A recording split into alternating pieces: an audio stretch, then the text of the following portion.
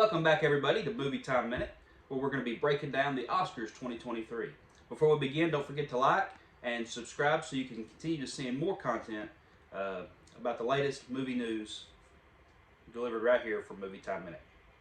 All right, we're going to break this down. Quick thoughts on the Oscars ceremony itself. I thought it flowed really smooth this year. It was really long, 3.5 hours. But it seemed to go a little quicker than some years previous when it's been that long, if that makes any sense. So, thought it was really well put together.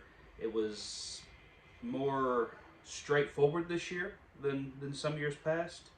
I think that kind of helped. Jimmy Kimmel as a host, he did a good job. It wasn't nothing extremely exciting. I prefer having hosts like Billy Crystal or Hugh Jackman, some of those that we've had in the past that were just really good hosts. But in a year coming off of the slap from the previous year, I think Jimmy Kimmel was probably a safe bet. You knew what you were going to get, a couple of little jokes, and he was going to move the show along. So I think that worked good for this particular year. I do hope they get somebody else next year, but Jimmy Kimmel did fine for his third time hosting the Oscars. He was funny. He had a decent opening monologue. Poked fun at some of the actors and stuff there, but didn't go too far. He did do a little poking fun at the Will Smith situation from the previous year, but he kind of turned it around in a way. It was odd, but he said something about just do what you did last year if something like that happens, and do nothing. So, he kind of poked fun at the audience there a little bit too. So that was an interesting way to tackle that situation. So, all right, next part, the presenters. The presenters were good this year. They did a couple of segments where they put two presenters together, and they did a couple of awards right after another. That was good. It kind of sped up the process a little bit, especially since they decided to go back to the format where they're presenting every award of the Oscars and not doing a few of the subcategories off to the side like they tried to do last year, which got a little bit of backlash from people on that. So they didn't have any long, boring skits between the presenters this year. It was pretty small dialogue, a little bit of back and forth, but not much, and then they presented the award, then they got off stage. That was, to me, that's the best way to handle that anyway. Another odd thing they did this year, they brought in Halle Bailey, I believe is how you pronounce her name, and Melissa McCarthy to introduce the new Little Mermaid trailer. This got a little bit of backlash as well. A lot of people didn't like that ABC was sending out a Disney movie to be the only big trailer presented at the awards, and a lot of people don't like the trailers being presented at the awards in general. Now, I don't want it to turn into like the video game awards where that's all it is just, hey, here's a trailer for a new game, here's a trailer for a new game. I don't want to see that with just the movies and this, but one or two of these, I don't mind. It's kind of cool to get to see what's coming up soon, big movies that are releasing. As long as they kind of give turnabout, and I've heard from someone somewhere that that's kind of the idea they're going with. It's like we might get a Disney this year, we might get a Warner Brothers next year, so on and so forth. And that's fine. If they want to do it that way, that's okay with me. I don't mind seeing a couple of those. I just don't want it to be to where we dismiss what the awards are in favor of showing new things that are coming to everybody watching. That may get more viewers. I don't know, because people may be more excited for trailers than they are for the actual awards itself. But this is a night to celebrate those who gave good performances that year. So to me, it should still be about the awards. But we'll see how that goes in the future. The trailer itself, I actually thought was pretty good. I'm not fully on board with the choices that they made with the animals, like Sebastian looking like a real crab, and so on and so forth. I get what they're doing, but I kind of still want some of that cartoony feel in my live action movie, just to make it feel like it's representing that cartoon in a true fashion. But we'll see how it goes. I think the casting choices so far that I've seen on it have been great. Javier Bardem as King Triton. I love Javier Bardem, so that's great for me. Melissa McCarthy, I was kind of skeptical about because she's kind of hit and miss for me. But so far, what I've seen of her as Ursula, it's been pretty good. And of course, Halle Bailey, she has got the voice. If nothing else, she's got the voice for this role, and I think she's going to knock it out of the park too. So we'll see how that movie goes when it comes out here just a couple months. So, all right, and one more thing before we get to the actual winners, the in memoriam segment. This is something I usually kind of glance over. That's not that I don't respect all those who passed that have been part of the movie industry, but it's just usually kind of a boring segment for me. So I usually refill a drink or something like that during that time. But it started out with John Travolta coming out and to introduce Lenny Kravitz to sing, and seeing John Travolta choke up the way he did. Of course, Louis Newton-John died this past year, so it was kind of personal for him. But seeing him choke up the way he did, it kind of made it more real for me watching it. So, and of course, when they got to James Caan on that list, I'm a huge James Caan fan. One of my favorite TV shows ever is the show with him and Josh Duhamel, the Las Vegas TV show, and of course his iconic role in Godfather, and even down to his role as Buddy the Elf's dad in Elf. He's just a real special actor to me, and it's sad that he's gone now. But anyway, that's the in memoriam segment. Really good. The song choice was great. Lenny Kravitz picked a great song for this, so that was the in memoriam segment. And now, what we're all waiting for, the winners. Last week I broke down who I thought would win. Most of those I got right on who I thought the Oscars were going to pick. There were a couple surprises. And then, of course, the minor categories, I had no idea. I actually thought Elvis might pick up a couple of those. It didn't. There were some notable absences from any awards given to big movies like Elvis, like Tar, The Fabelmans, which, of course, was my favorite movie of last year. They got nothing. I know there were some excited that Top Gun Maverick did get a little award, but we'll get, I say little, all these awards are big awards for these movies, but one of the smaller category awards. So we'll get to all that here in just a second. But be sure to leave in the comments if you thought that there was any snubs before we get started here. If you thought there was any snubs, anybody that you thought should have won that didn't. I know the biggest winners of the night, I believe, the production studio A24, of course. They won like all of the main categories. So between Everything Everywhere All at Once and The Whale, they picked up all those main ones. But also Everything Everywhere All at Once as a movie in general, it won seven of its 11 nominations, which was 7 of its 10 categories that it was nominated for. Because one category had two nominations. But that was a huge night for Everything Everywhere All at Once. Also, the foreign film All Quiet on the Western Front, which I know is a remake of an older movie based on the book. It won, I can't remember the exact amount. It was it 4 or 5? It won several awards as well, and we kind of saw that from the BAFTAs that it would, but you know we didn't know for sure. And I did say last week, watch out for this movie. It might take some of these awards that we're expecting to go to something else, and it sure did. In fact, it took a couple of the awards I thought Elvis might have gotten. So, all right, we'll get into these, and we'll just start with the big one, Best Picture. Best Picture went to Everything Everywhere All at Once. I know there was a little hope for one of these other movies to come out of that, but that was just the movie with the most momentum going into this, and you'll see that as we go through here. It dominated this Academy Awards. So, Everything Everywhere All at Once won Best Picture. It was really cool to see Harrison Ford presenting that. And then when they won, Ke Huy Quan gets up there and hugs them, so you get to see Indy and Short Round hugging each other right there on stage. In fact, Harrison tried to hand him the award, and he kind of passed on. No, give it to the producer, that kind of thing. But so that was really cool. That was a nice moment. Really enjoyed that. Seeing those actors in that get up there, the directors. I'm excited to see where those directors go from here. By the way, I think that's pretty exciting. All right. After Best Picture, Best Actor. This one was a big one for me. I was rooting for Brendan Fraser in this, and Brendan Fraser did get this win for The Whale. The Whale is a movie I just got to watch recently, just maybe a little over a week ago. And man, did that movie hit me hard.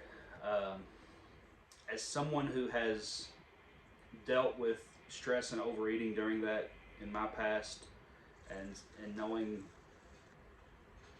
I mean, it wasn't that long ago that I was not nearly the size of what they had Brendan Fraser in this movie, but I was I was very large for a while, and knowing how that affects your health and um, the stress it just continues to cause on you and things like that. Watching this movie and seeing his performance, it completely shook me, and I gotta say I hadn't cried in a movie more than that movie in a long time. So I was really happy to see Brendan Fraser win this, and not only that, his personal journey as well throughout the last several years. It's really nice to see this turnaround. And when we look at this acting category, all four of these actors have been in places where they thought their career was done, you know, and they'd never be where they are right here in this stage. And it's really cool to see all these actors get this recognition now. So, all right, so that was Best Actor, Brendan Fraser. Best Actress, Michelle Yeoh, Everything Everywhere All at Once.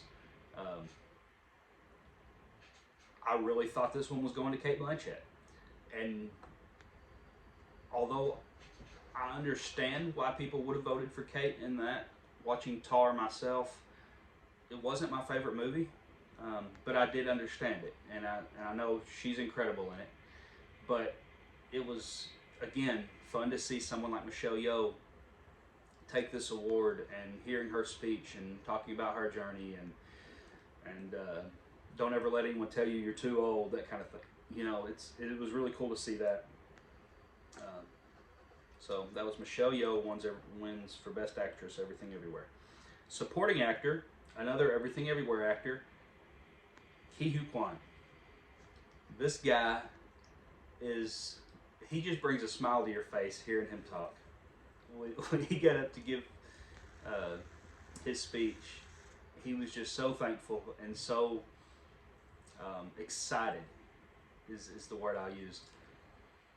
Talking about the American dream and how he got started in the business, and his family, and how he came to America, and it's really a great story. So really happy to see Ke Huy Quan win that award.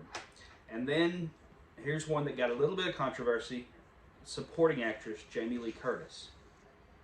Now, Jamie Lee Curtis was kind of gaining some momentum going into this after her win at the SAGs, but I think everyone still really thought, and I really thought, that Angela Bassett was going to win this award for Black Panther: Wakanda Forever. And I loved Angela Bassett's portrayal as Queen Ramonda in that movie. But again, the Everything Everywhere momentum just keeps moving forward here. Jamie Lee Curtis, who's Hollywood royalty, the Scream Queen, you know, she's beloved by everyone. I think the Academy voters definitely showed that here. She had never been nominated before, but here she gets nominated and she wins for Best Actress in a Supporting Role. And if you watched her in that movie, and that movie's not for everybody, Everything Everywhere, not for everybody, but the movie itself is extremely unique, and Jamie Lee Curtis really transforms herself in this movie, and she has to play a couple of different roles as her own role in this multiversal movie. So to see her transform her body, her transform her mindset, it's a different role than I've ever seen her play. So it's definitely, if she was ever going to win one for something, this is one that I understand, and I see some people are saying it's a career award. I don't necessarily look at it that way. I mean, I get it. She's been here for 40 plus years, and this is her first chance at this. And then her parents, of course, she talked about, had been nominated for Academy Awards before. So I hear the word. I mean, I don't know. I get it, but at the same time, I do think she deserves it. Whether Angela Bassett deserved it as well, of course she did, but you know, it's just the way it happened, and I am happy for Jamie Lee. She had a great speech, so that's that award. All right, the next one, animated film. Everyone predicted this. It's the way it went. Guillermo del Toro's Pinocchio. I watched this movie. I thought it was a fun movie. Stop motion animation, you know, bringing that back and stuff, and it worked. It was good. It was the best Pinocchio movie of the year, Sorry, Disney. But but it worked. It was a good movie. It wasn't my favorite animated feature. I would have went with Puss in Boots probably, or maybe Turning. No, I don't think Turning Red would have been my next one. I really like Sea Beast on Netflix as well, and it was nominated. But I think I would have went with Puss in Boots: The Last Wish. To me, that was the best animated film of the year. I just love what they did with that. But and I've heard good things about Marcel the Shell as well, but I didn't get the chance to watch that. Um, but I do understand the Pinocchio love and why so many did jump to that one and why it won. So congratulations to Guillermo del Toro on his Pinocchio movie. All right, cinematography. This is one I really thought was going to be one of Elvis's wins, and of course it went to All Quiet on the Western Front. So this is one of those that All Quiet steals that I really thought was going to go to one of these other movies, but hey, that's the way it goes. All Quiet wins that one. Let's see. Cinematography. Costume design. We predicted this one. It went the way we predicted. Black Panther: Wakanda Forever. And this was actually her second win. She won for the first Black Panther as well, which made her the first black woman to win 2 Oscars. So that was kind of cool. So costume design was Black Panther: Wakanda Forever. Next was directing. Kind of predicted this, figured this. I thought maybe there was a chance for Steven Spielberg here. If he was going to have any chance for The Fabelmans, this was the one I thought that he'd have a chance for. But it went to the Daniels, Daniel Kwan and Daniel Scheinert, for Everything Everywhere All at Once. And as we keep talking about, that movie dominated these Oscars. So the Daniels won that one. Okay, now we're getting to a few of these that are kind of subcategories that I didn't really guess and didn't really have a dog in this race. I wasn't really sure which direction some of these were going to go. I've not watched a lot of these documentaries, stuff like that, so I really didn't have a strong argument for any of these. But documentary feature film went to Navalny. I heard a lot of people talk about that one going in, so that one didn't surprise me. Documentary short went to The Elephant Whisperers. That is the one I picked, but I didn't know much about it because I didn't actually see it. I just, again, some of these I've heard things about, so I just didn't get time to watch them. Documentary short went to The Elephant Whisperer. Film editing. Now this is one I thought Elvis would get as well, but of course it didn't, and instead it went to Everything Everywhere All at Once. So film editing went to there.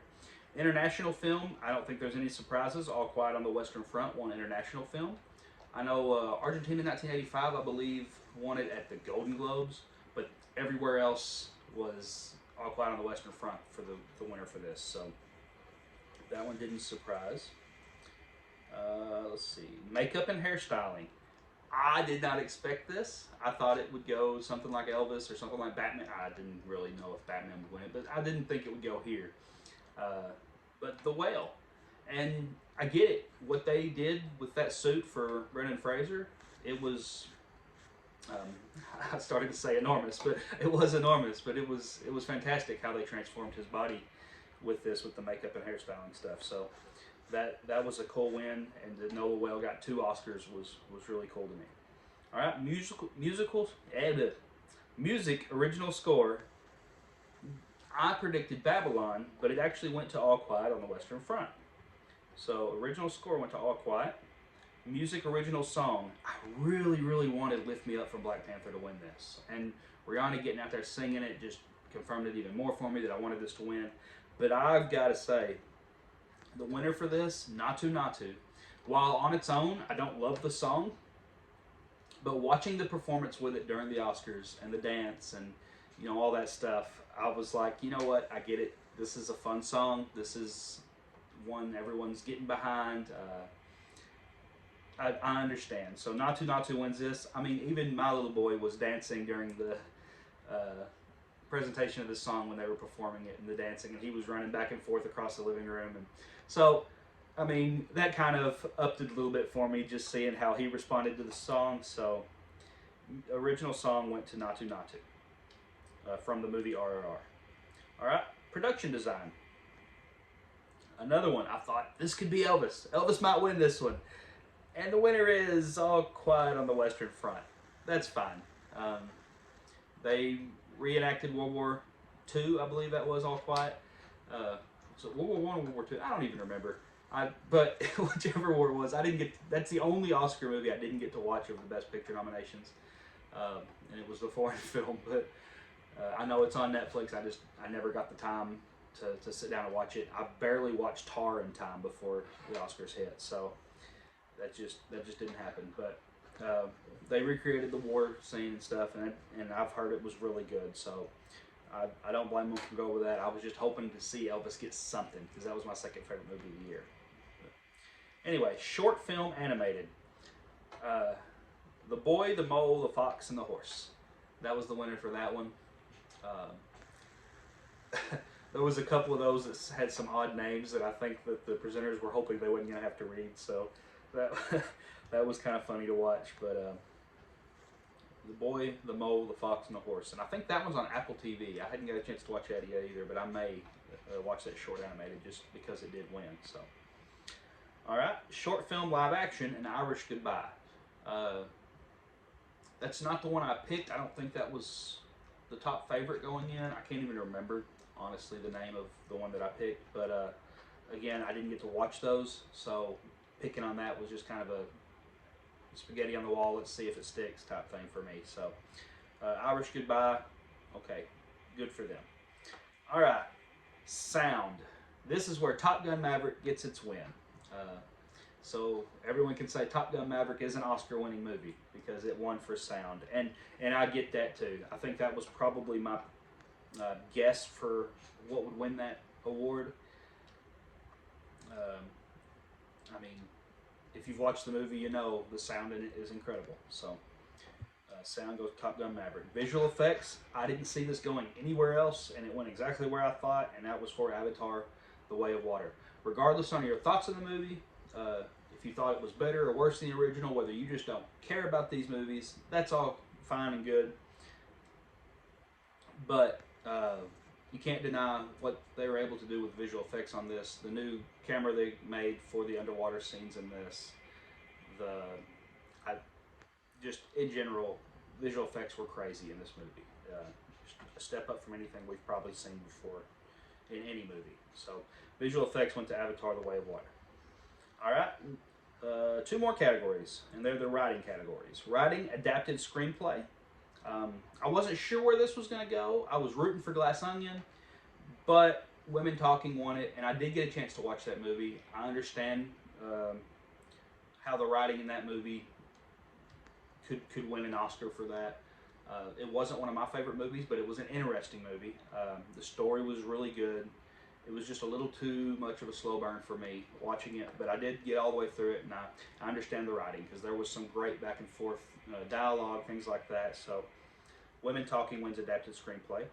And then original screenplay went to, you can guess it, Everything Everywhere All at Once, winning its 7th Academy Award at these Oscars. So Everything Everywhere wins that. I mentioned earlier that there was one that they were nominated for 2. That was the Best Supporting Actress. Both Jamie Lee Curtis and Elizabeth Shue from that movie won for that, or were nominated for that. So that's where that double category was at. Anyway, so overall, pretty good Oscars. I know the ratings were up like double from last year, so it sounds like people are watching again. That's nice. Hopefully they can continue this. I wonder if so much of people watching this year was because you had great big blockbuster movies like Top Gun Maverick being nominated for things this year. I wonder if seeing people like Brendan Fraser, Ke Huy Quan, Michelle Yeoh, those type of actors having big chances this year, Angela Bassett, things like that, I wonder if that contributed to people wanting to watch to see if some of their favorites won. I don't know, but either way, thought it was a pretty good show. Hoping for a different host next year. Jimmy Kimmel's fine, but you know, I'd like to see. I'd like to go back to the big, showy host, you know, and we'll just see what happens. Either way, it was fine this year. He moved it along, made a decent presentation. There was no big, crazy moments that happened that could disturb things, mess things up like last year where it got a little awkward. So that was my breakdown of this year's 2023 Academy Awards, the Oscars. What did you think about them? Did you watch them? Did you like them? Do you not care about award shows? Did you think somebody didn't win that should have won? Did you think somebody didn't get nominated that should have been nominated in these? Like Danielle Detweiler from Till. I know there was a lot of people thought she should have been nominated here. And it was nice to see Kimmel talk about Till and The Woman King and tell people they need to check those movies out even though they didn't get any Oscar love, because those were great movies in the spectrum here, and they needed to be recognized. So that was nice to see on that. So what did you think? Let me know in the comments. Don't forget to like. Don't forget to subscribe. I'll be back with more movie news as the weeks go, every day that I can. And when big things happen, we'll talk about it. So that's everything for today. Until next time, this has been Movie Time Minute.